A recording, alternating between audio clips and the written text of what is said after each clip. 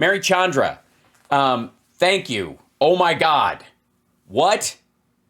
It took me long enough to get my mail from LA and all that kind of stuff. And that just the thought alone, lovely. Just lovely. I'm overwhelmed.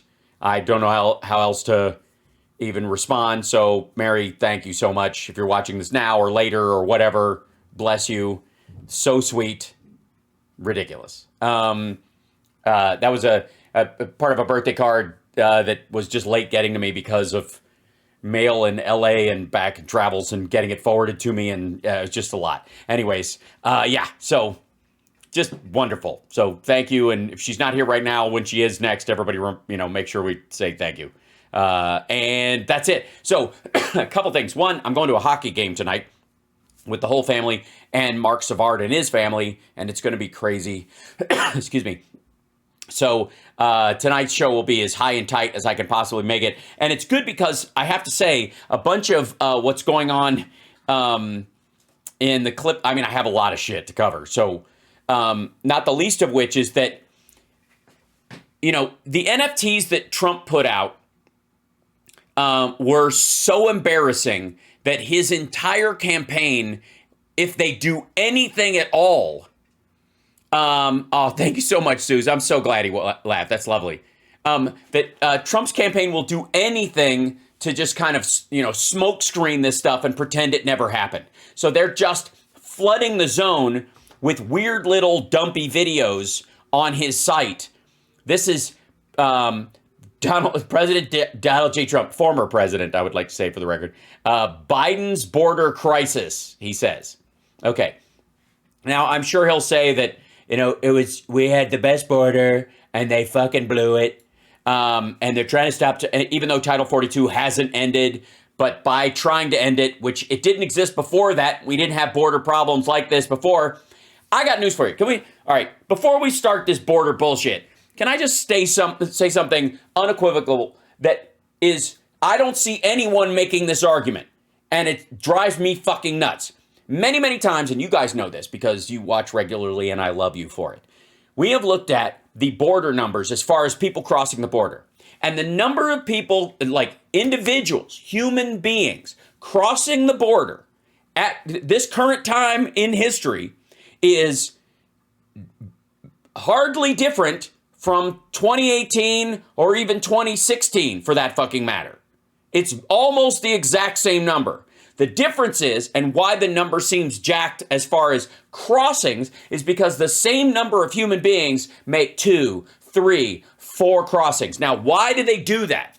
Because Title 42 allows the Border Patrol to take these people and turn them right around and send them back to Mexico. Wait over there. And what do? They try again. And then they try again. And they try again, right? Because they don't get processed fully. They just get rejected based on Title 42 left over from that. Now, what does that do? That artificially raises the number of crossings to 5 times for every single person. So it artificially makes the number of crossings look higher than ever.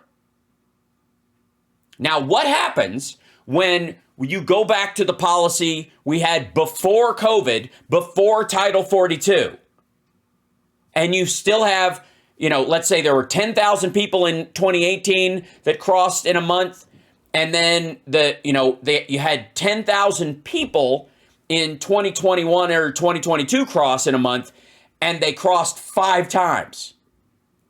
What's the difference between the human beings processed if they actually went through the whole system and were either accepted or rejected? Nothing. Same 10,000 people. The difference is the illusion that 5 people crossed instead of 1 person crossing for every person that comes across because they try 5 times. So what happens when you get rid of Title 42? Does the number of crossings go up? No, it goes down. So what's going to happen is, and this is going to be very weird for everybody to process, especially the right-wingers, and why they're very concerned that Title 42 will go away, because Title 42 is the reason we have the number of crossings we have. Title 42, remain in Mexico, that policy is why people get sent right back and why they come again, which artificially inflates the number of people crossing the border. If you get rid of it and you actually process the people who are coming across and either fully reject them or allow them to be sponsored or give them asylum status or any of the multitude of options that there are, they don't try 5 times. And so even though the number of humans crossing is the same as 2018 or 2019 or 2016 or fucking 2015, the number of crossings will go down after Title 42 is taken away, which will throw a monkey wrench in the Biden's got an open border argument. Once you take away Title 42, the idea that the border is open is, it's always been false. But the people will only get processed once. So the Republicans won't be able to use the artificially jacked up crossings number to pretend more people are always coming across the border than actually are. That is the sort of the monkey wrench in this whole argument that I don't hear anyone talking about. Because again, Title 42 is the reason why people are crossing multiple times. They don't process them, they just send them right back. And they say, stay over there and we'll get to you eventually. And they try again. If they come over and they get processed and they go, yes, you're in, or no, you're rejected, if you try again, then you are ineligible for because you violated the fact that you've been processed already in a way that isn't true under Title 42. So there's no reason not to try again. So Title 42 is the reason why every migrant at the border looks like 10 on paper. You get me? Is that clear? Chat room, does that make sense to everybody? Does that click in your brain? Because seriously, I have not heard anybody discuss that part of it. Cool.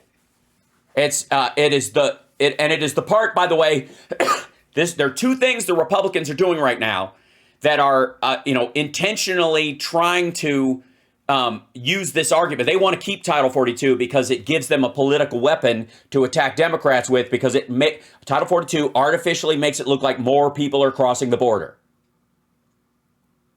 The same thing with inflation. The current inflation that we've been experiencing over the last couple of years is not monetary inflation. It's fucking supply shock. We've talked about this a dozen times, at least.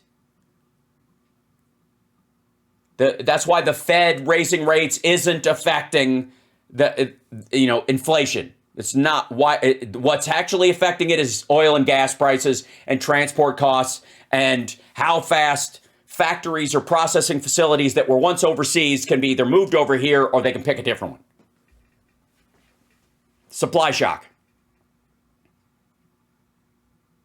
So I've mentioned this a bunch, but these 2 arguments, by the way, they use them as a political weapon. If they can convince enough of the voters out there that this is inflation caused by money printer go burr, which is horseshit, they can use that to say that this was Democratic policies. Never mind the fact that the majority of the money that they're talking about that was overprinted was during the last year of the Trump administration in response to COVID, and again was $6 trillion and attempting to plug a $20 trillion hole with $6 trillion, which is fucking stupid.